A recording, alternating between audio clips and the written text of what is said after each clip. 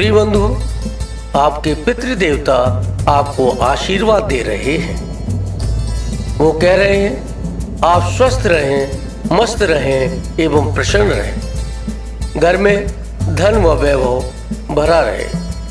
पितृदेवताओं के इस आशीर्वाद को सहृदय ग्रहण करें। बंधुओं, दिव्य आत्माएं कहती हैं चिंता मत करो, मैं तुम्हारे साथ हूं। तुम्हारा अब कोई कुछ नहीं बिगाड़ सकता। बंधुओं, कई बार हम लोग सब कुछ अच्छा करते हैं, पितृदेवता हमारी रक्षा भी करते हैं, लेकिन फिर भी कहीं ना कहीं हमें असफलता का मुंह देखना पड़ता है। बंधुओं, ये सब कैसे होता है, आइए आगे जानते हैं। आप कई बार घर में कोई नया सामान लेकर के आते हैं। इस सामान के साथ बॉक्स फ्री में आता है, जिसे हम पैकिंग बॉक्स कहते हैं। कोई भी सामान, फ्रिज हो, एसी हो, कूलर हो, सभी के साथ आजकल गत्ते का बॉक्स आता है और हम इतने होशियार हैं, उसको बिल्कुल से संभाल करके टाड़ पर या कबाड़ रूम में ऐसे रख देते हैं जैसे इसका फिर से प्रयोग होने वाला है। बंधुओं, क्या आप दोबारा फ्रिज को पैक करने की सोच रहे हो? लगाने वाले टीवी को दोबारा पैक करने की सोच रहे हो? अगर ऐसा सोच रहे हो तो आप जाने अनजाने में नेगेटिव एनर्जी को कॉल कर रहे हो। अब तो जब भी सामान आएगा घर में नया ही आएगा, पुराने के बारे में आप क्यों सोचते हो?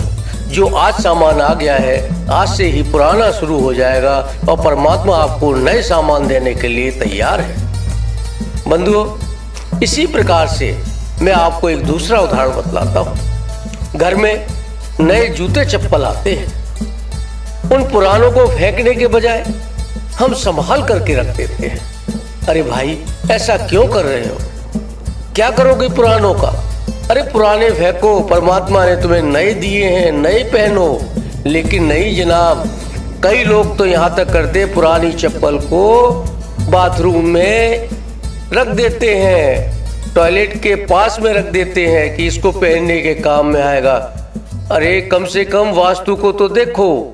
अगर ये पुरानी चप्पल बाथरूम के पास रहेगी, अगर वास्तु के हिसाब से भी ना देखें तो ये नीचे से घिस जाती है, स्लिप होकर के गिरने का भी डर रहता है। अगर वास्तु की माने तो इस सबसे बड़ी निगेटिविटी का ये पुरानी चप्पलें ही कारण होती हैं। ये शनि का रूप है और पुराना सामान राहु का रूप होता है। आप जाने अनजाने में इन कबाड़ और बेकार की वस्तुओं को आकर्षित करके बार बार रख रहे हो। आपके दिमाग में यही चल रहा है कि ये दोबारा काम आएगा। पुराने कपड़े फेंक दो, किसी गरीब को दे दो, लेकिन कपड़े बच्चों के छोटे हो गए हैं, रंग चला गया है, आपके काम के नहीं है, लेकिन उनको रखे बैठे हो, सालों साल रखे रहते हैं। बंधुओं, याद रखना, जो वस्तु एक वर्ष तक प्रयोग में नहीं आती है वो राहु के घर का निवास बन जाती है।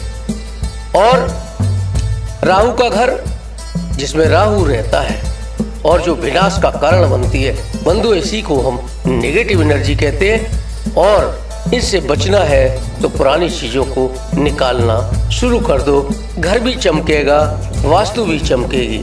आप निश्चित रूप से जाने अनजाने में नेगेटिव एनर्जी को आप इकट्ठा कर रहे हो।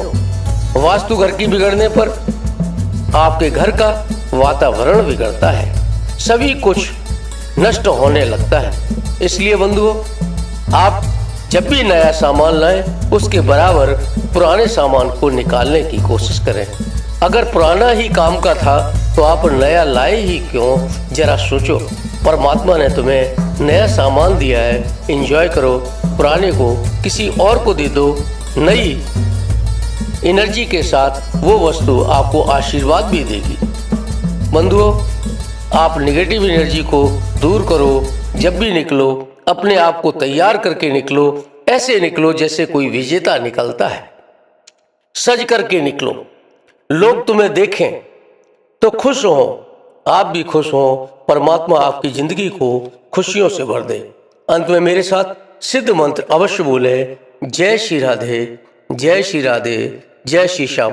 परमात्मा सभी बंधु बांधवों का भला करे।